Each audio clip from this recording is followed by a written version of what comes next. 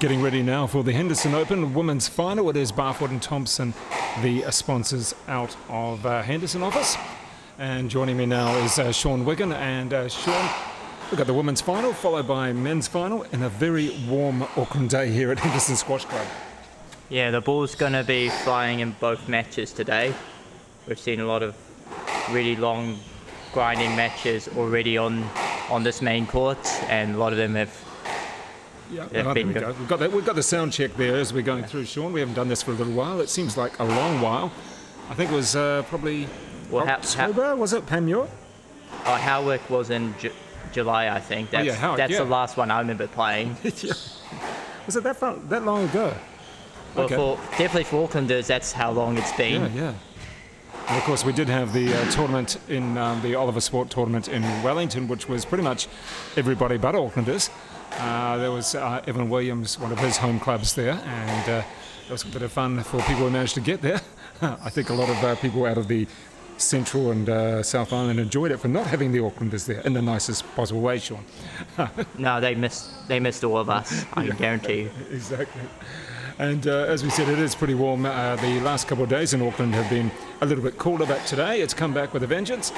And quite unusual, Sean, to play in February, to play a proper tournament in February. I mean, you guys warm up a lot in February, but to play... No, we've had last few years, Henderson has always been at this time of the year, but I think this time around it's actually a lot hotter than what it usually is. The humidity in particular has been a lot warmer here, so it's sort of caught a lot of players out, including a little bit myself as well. So yeah, how are you feeling? But yeah, I'm absolutely exhausted. I've had to play pretty much all juniors, and had to play Alan Bailey, who doesn't stop running. From Central Region. Yeah, that's all he does. He's actually explained that he doesn't really hit the ball; he just runs. Yeah, pretty much. I thought I hit some. Considering that you run all the time. Well, I thought I hit some winners against him yesterday, and then he'll just casually get a bang. I'm like, well, far out. Can you stop getting all these balls back, please? And I was just pleased. In the fifth set, he started cramping up. I was like, oh, thank goodness he might slow down a bit. But he didn't. I'm like, what? He's one of those players who admitted to me when I had him doing commentary, which was quite funny during Oliver Sport NZ Classic, that he runs and he talks a lot on and off the court. He's sometimes not that popular with some of his opponents. You could understand how that could happen? No. Well, I'm playing with him in doubles, so I'll be looking forward to the long rallies. Two of you? Oh, no, that will just drive people nuts. You run everywhere and he runs everywhere. Yeah, we're looking forward to playing with each other at the doubles, which is about a month's time. Exactly. Well, looking at this match now, the women's final, we have the two top seeds, Amanda Landers-Murphy, the lefty, Commonwealth Games gold medalist, up against Lana Harrison from Auckland. Should be quite an entertaining contest. Amanda always looking as fit as ever. Squash Excel Pro is an elite team that work hard to train, play and run squash events on our journey to climb the world rankings. Like, subscribe, comment, pick up some of our merch on Teespring. After she won, what was it, the Howick Open, and wanted to play a lot more, has been training a lot more, and has just recently been named in the New Zealand doubles team to play in, Glasgow? Glasgow for the World Champs, Yeah, just after the British Open, and she will play with Joelle Keane. And that'll be, again, those two are such a good team, Commonwealth Games champions. And Sean, what we expect always from Lana Harrison is plenty of power and a lot of energy around the court. Yeah, but the key today will be how she can mix up the pace here, because Amanda will just handle the pace really well here. So Lana will have to try and mix things up as best as she can. Yeah. And again, because it's the first tournament of the year, all the players might be a little bit rusty, so she might want to come out a bit fired up, trying to put some pressure on early, and might cause a few mistakes early from Amanda, as we've already seen. And tell me, for someone like you and for players like this out there, we're a little bit of a collision there. Does it take a while to get used to where you are on the court? I know the court's the same size, but people sort of running at each other. Just take a second to get used to the physicalness of the game. Yeah, I guess with the ball being very bouncy and fast, it does take a while to get used to the pace of it, getting that timing right, so you get a lot more loose balls, especially earlier in the games. And then once you start getting used to the ball, you start hitting much more cleaner shots. So we're still seeing a few mistakes from both of these two at the moment. That was a very early boast. It was basically sideways against the court there from Lana Harrison. I'm not sure it was really meant to be quite there. Yeah. Well, again, it's just the timing, trying to get used to it, having been out for a while. So, I mean, there's training and there's playing a match against someone who's been 35 in the world. Yeah, there's a lot more pressure in a tournament, so that's what will make a lot of players maybe a little bit rusty at times.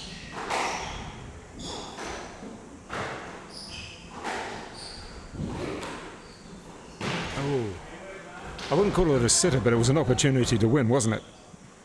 Yeah, well, the ball's bounce again. You can see the ball really bouncing high. So, if you want to go short, it's going to have to be a real clean drop to go short.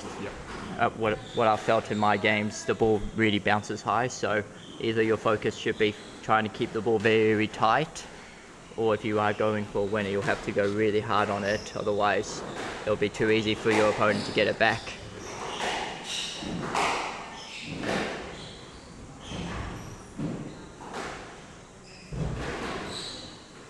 So when the ball is bouncing so high, or there's so much bounce on the ball because of the conditions, should you be pushing it forward more, or should you be trying to put it at the back of the court? Is there any set kind of rule? Well, the first main rule, because the ball bounces a lot more, is try and get the ball tight.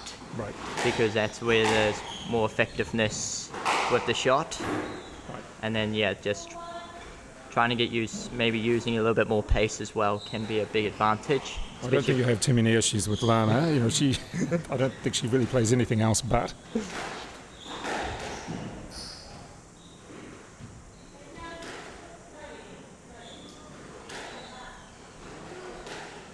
So just the question there of the referee, Lindsay. And always a polite question from Amanda. She'll ask a question, but very politely. Yeah, well, even Lana thought it was a lead. She was ready to take the lead, and you don't normally see Lana do that. She usually stands her ground. Exactly. So she must have thought it was a lead as well. Oh, that's a much better shot. Controlled that point very well. Yeah, Lana's doing really well here, just keeping composed.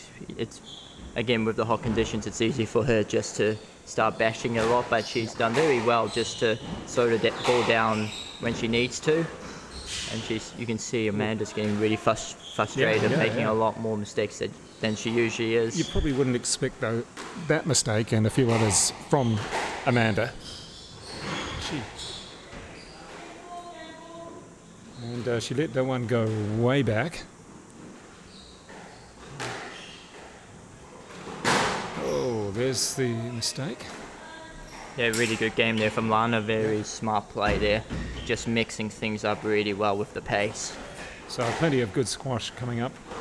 And the Windy City Tournament, I think for the quarterfinals on, probably the semis at least, will be on Sky TV. So let's hope that Paul makes those semis. And of course, if you don't know yet, Paul Cole will be going to world #1 when the March rankings come out. And that'll be on the semi-finals day of the tournament.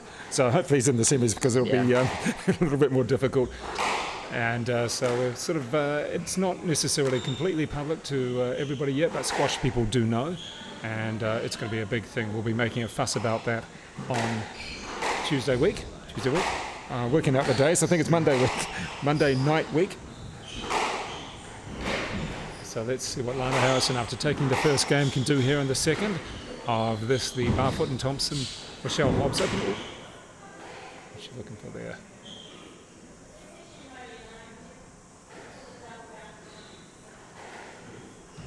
It's a pretty tough ball to get to. Yeah, just got a bit of just collided with herself a little bit there. Well, they don't seem to worry about the court, even if it is a little bit slippery. They're just going to get on with it. Yeah, I think the key here for Amanda now is just going back to basics, just get her rhythm, just rushing a few of her shots at the moment. We saw a lot of mistakes in the first game. We've just seen another one there, so she'll just need to maybe get a rhythm. Lana's done well just to take that time away from her so far, and she'll no doubt be looking to keep that going. Yeah, it's as if some of the shots are just a bit forced, like trying to win it one shot earlier and let's go for a winner, when probably you don't need to go for a winner that early. And that's one of the big advantages of Lana's game.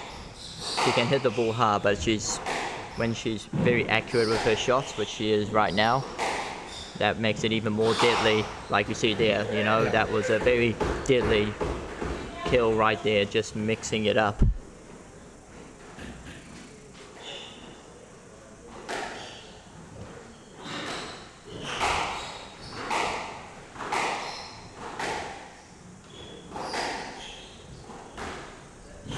Oh, jammed against the wall. Nice shot from Amanda Landers-Murphy. And what I've also been impressed with Lana in this game is when she has hit the ball hard, she has hit some really good length on the ball as well. She's getting it right to the back of the court. She hasn't just smacked it for the sake of it's a warm ball, so trying to hit it hard. She's been very focused, getting that depth as well.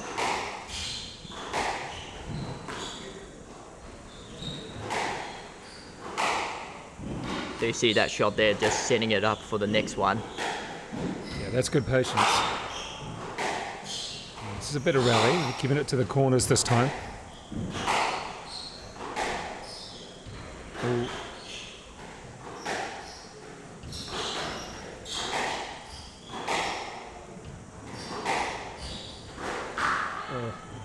Well, it was a better rally in the sense that it went to just about all corners of the court and they used a bit more, but there was just a couple of shots in there that was slowed down a little bit, which was good to see, just changing the pace. Yeah, that's what Amanda needs to just try and get a rhythm again. Just, you can see they're just a bit loose here, gets herself under pressure straight away.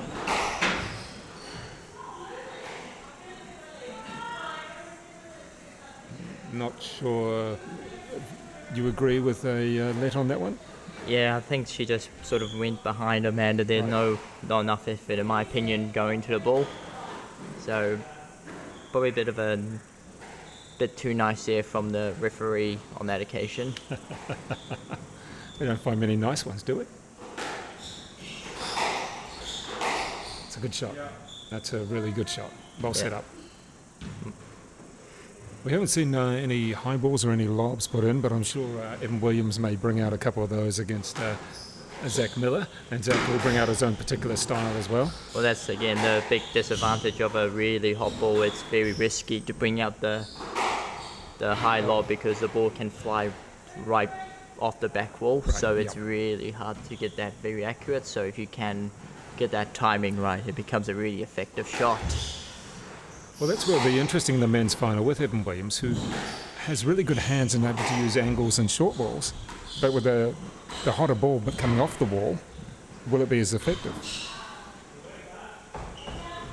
Yeah, well, he would have, especially over the summer, he would have been training a lot. Like it's just been hot all around in New Zealand. So we would have all been practicing a lot in these really warm conditions. So he would have set up a game plan that works for him there. So you can see the disadvantage of the hot ball right there. Just absolutely exploded and went way out of bounds there. Fortunately, no one caught the ball, which is a shame. Yeah. Bring the crowd into play here. Well, they're only allowed certain numbers at the moment. Just all clubs having to work within, was it 100? 100, yeah.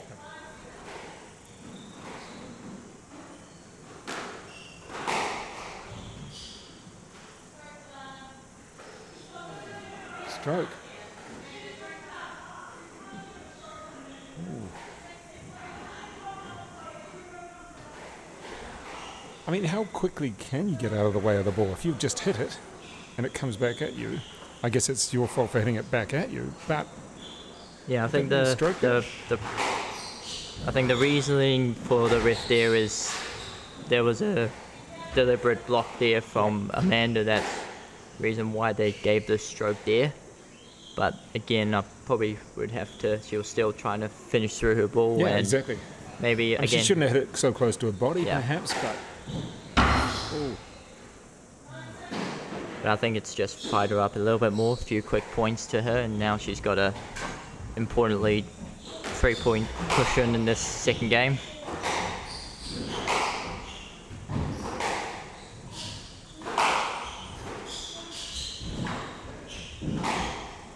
Much better shot there from Amanda. Just held the ball much better there, but not rushing that last shot there. Very well timed there. Well, the drop from Lana Harrison wasn't quite enough, and it was anticipated well from Amanda. And now she has 4 game balls to get it back level.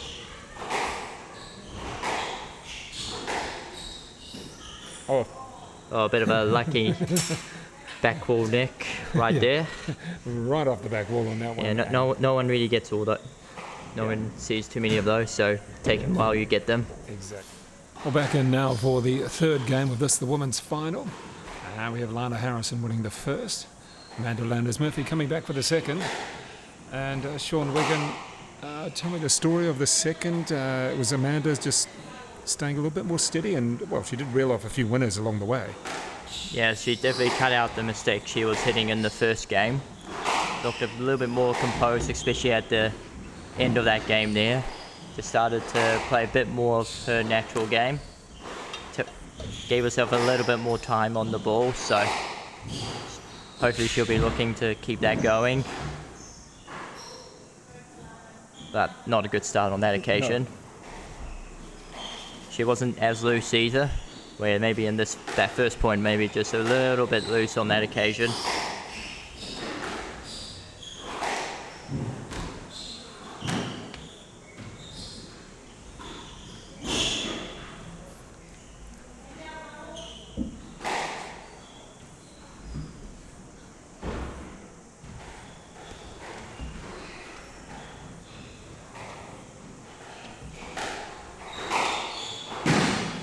Oh, and the big shot, too big, too soon. So again, as we've said, just a little bit more patience required. And that makes it even more important with these warm conditions, because the ball, it's really hard to hit a winner off the really fast ball. It's more important just to keep yourself a bit steady when you give yourself that little bit of extra time. Try and set it up a little bit better.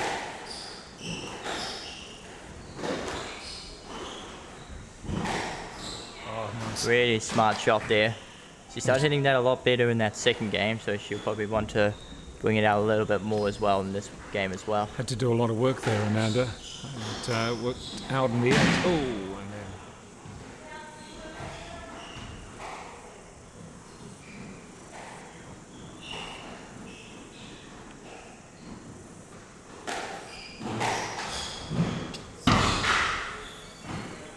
Yeah, a few mistakes here from both players at the Yeah. moment. We'll just want to just try and get themselves back to basics, just get that rhythm going again. And don't forget, we do have the men's final coming up after this, 3 p.m. start. Oh, and the men's final will feature the top 2 seeds as well. That is Evan Williams. I guess he's still the run-through national champion, even though there was no national champs last year, no New Zealand champs. I'm interested to know what his unbeaten record in New Zealand is at the moment. Well, that was since Panmure in 2020. So he hasn't lost, and then there was the NZ champs after that at North Shore, and since then he hasn't lost a match.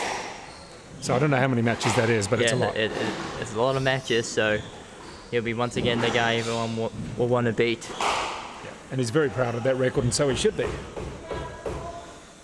So we're up to 4 all now, and the nice powerful forehand down the wall there from Lana Harrison. Oh, bit of a lucky nick. Couple of those now. I mean, you get one, but now we've got a couple, and Amanda's got to be very happy about it, of course.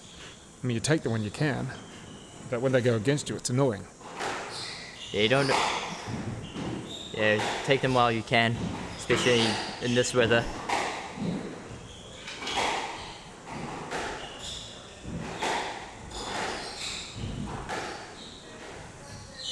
Yeah, nice and composed there from Amanda there. Yeah.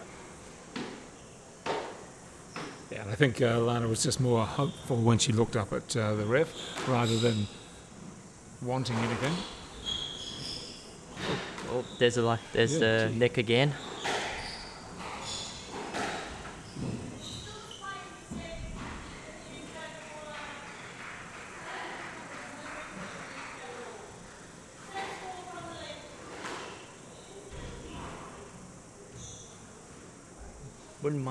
Wouldn't mind seeing Lana maybe play a few extra balls. I know there was a little bit of collision there, but sometimes it's better to try just play that one extra ball just to make it a little bit better. And a nice 3-point buffer now for Amanda Landers-Murphy, the top seed. As we said, she was number 35 in the world at one stage. Well played. Really good composed rally right there. And that's what she was missing in the first game. And once again, she's starting to get her rhythm going again. As you say, good lead now.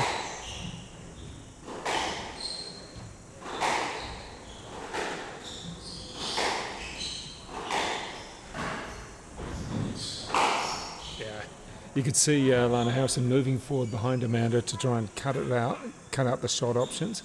But in the end, the ball was just played through very nicely. Yeah, I think Lana now needs to look at just getting Amanda a bit more to the back of the court. She's just rushing some of her shots now, especially going short. So you see there, okay, that one was a very loose cross again. Yeah. Got a bit lucky on that last one, but yeah, just needs to that's what she did so well at the beginning, just mixing it up when she needs to. Now she's just rushing her shots a bit, just getting a bit loose.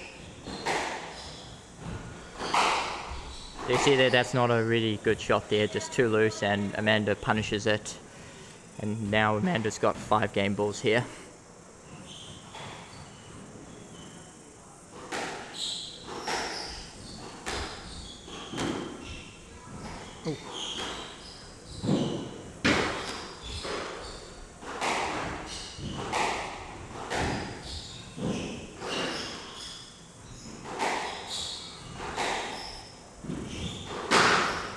Wow, Amanda was holding the ball really well there, switching direction, but a nice play from Lana Harrison, staying in the rally and getting the point back.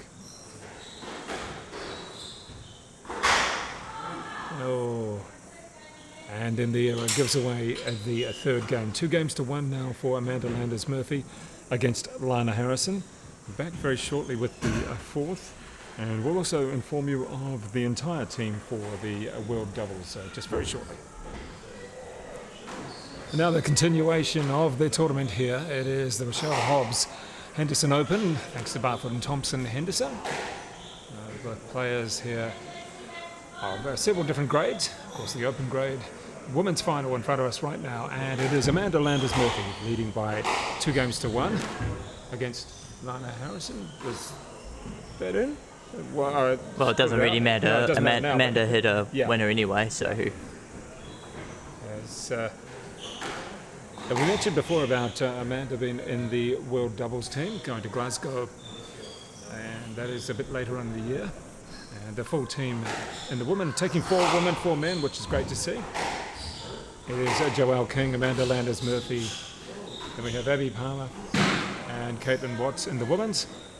And in the men's, it is Paul Cole, Evan Williams, and the Chalisi brothers, Lawanda and also Timwa. So congratulations to those players. The coach is Glenn Wilson, and the coach manager is Paul Hornsby. So congratulations to all of those players. 4-4, looking towards the future as well.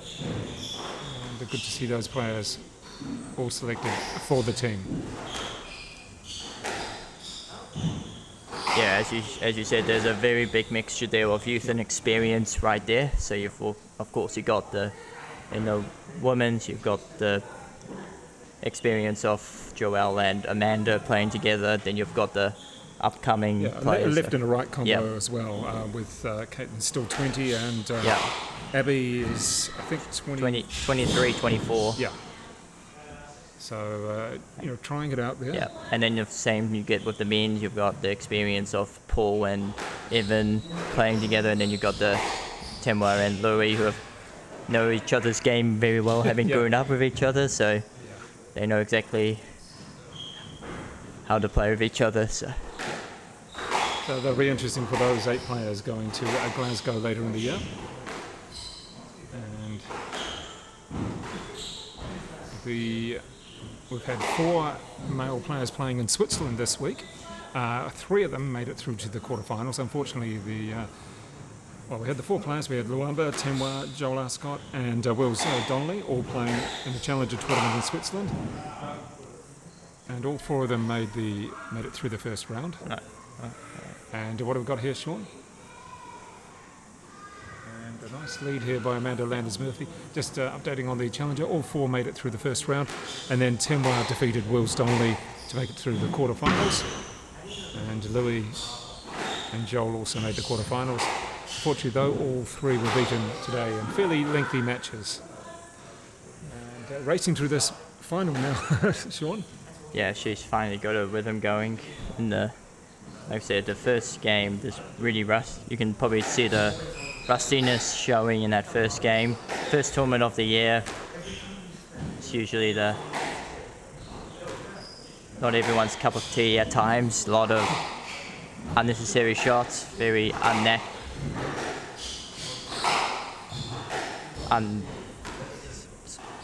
unexpected, and you see that sort of mistake that was happening very regularly earlier in the game, but she's done a very good job getting the basics going again, just doing what she needs to, and she's put Lana under a lot more pressure in the second half of this game.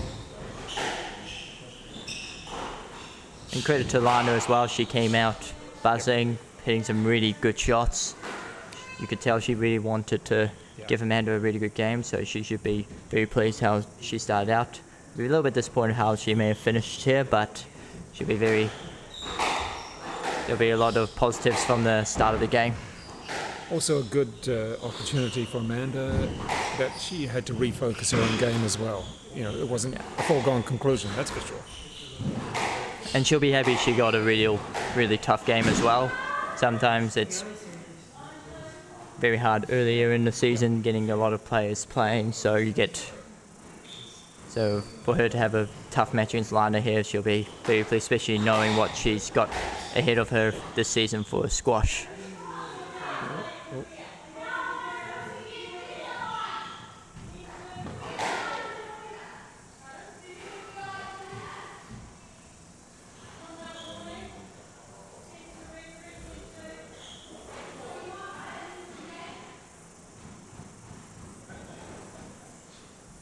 So Lana didn't agree on that call there. So it's a bit of arguing from both players in this match today from at the referee. So Amanda probably got a few of the calls against her earlier in the game. Now it's Lana been doing it. Well, referees also need a little bit of a warm-up as well.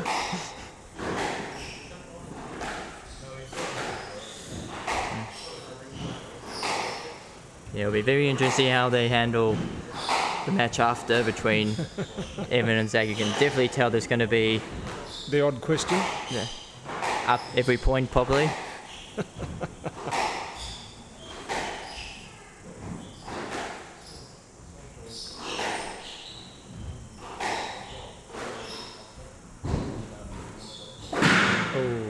And there we go. That is a good ball to finish it off for Amanda.